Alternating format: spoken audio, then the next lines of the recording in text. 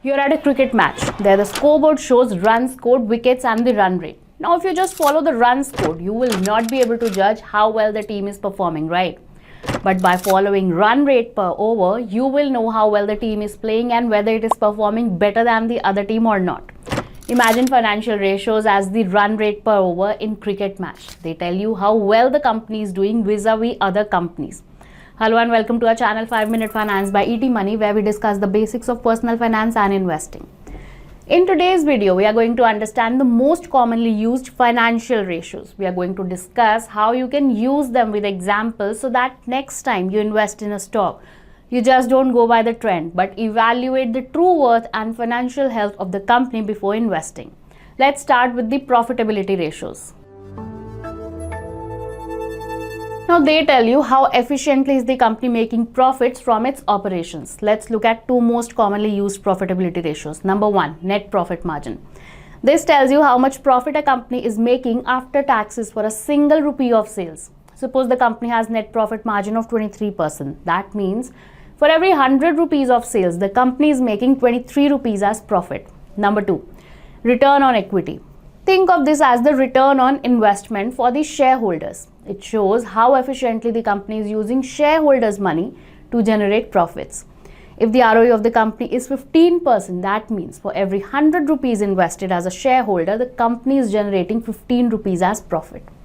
Consistently high profitability ratios are a positive sign for the company. And when you compare the ratios with peers, then the numbers make sense and determine whether the company is progressing or not. Taking examples of Asian Paints versus Berger Paints.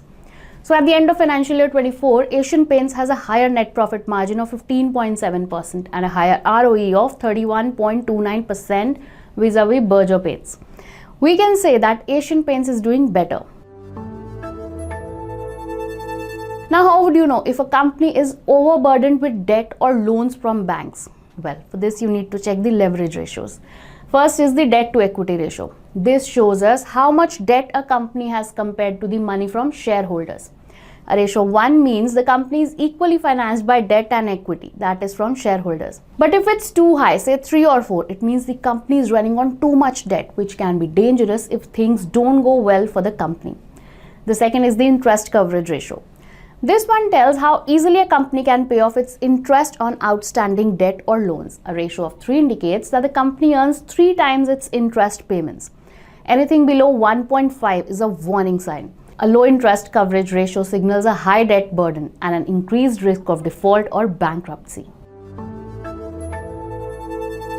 Now the valuation ratios help us decide if a stock's price is a bargain or too expensive. There are two important valuation ratios you should look at. The first one is the price to earnings, or popularly referred to as PE ratio. It tells you how much are the investors willing to pay for each rupee of earnings from that stock. For instance, Adani Power is currently trading at 633 rupees and its earning per share at the end of financial year 24 is 54 rupees.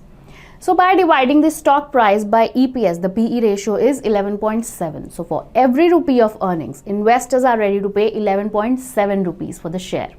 But again, looking the number alone will yield no useful information. You need to compare the number with peer companies or the industry. You'll also need to look at long-term averages to understand whether the company is under or overpriced. At times, if the investors believe that the company has great future growth potential, investors may be ready to pay a higher price as compared to the company's current actual worth, which may result in a higher PE ratio. Next is price to book ratio, that compares the stock price with the company's book value per share. Now, book value means company's total assets minus total liabilities. So PB ratio tells you if a stock is under or overpriced as compared to its actual book value. Next are the liquidity ratios. How will you know if the company can easily absorb the shocks of sudden rise in raw material prices or have enough cash to handle the day-to-day operations smoothly? For this, you need to check the liquidity ratios. The most common one is current ratio. It shows whether the company can cover its short-term liabilities with its short-term assets, primarily with cash in hand. A ratio above 1 is considered good, meaning the company can comfortably pay off its short-term liabilities. But again, a ratio too high, like 4 or 5, means the company is sitting on too much cash and not using it efficiently to grow its business. Now, activity ratios measure how well a company is managing the resources it has that have value, or the assets. The first activity ratio is the inventory turnover ratio. This tells us how quickly a company is selling its inventory. A higher number means the company is efficiently converting its stock into sales. For example, at the end of financial year 24, ITC had an inventory turnover ratio of 190 days, indicating that it sold all its inventory in 190 days. While its competitor Hindustan Unilever has an inventory turnover ratio of 55 days. This means that HUL is more efficient in converting its inventory into sales. The second and the most important activity ratio is the accounts receivable turnover ratio. Now, this means how quickly the customers are paying their bills. If customers are taking longer, then the company has to depend on external sources of funds to meet expenses, which again increases expenses for the company.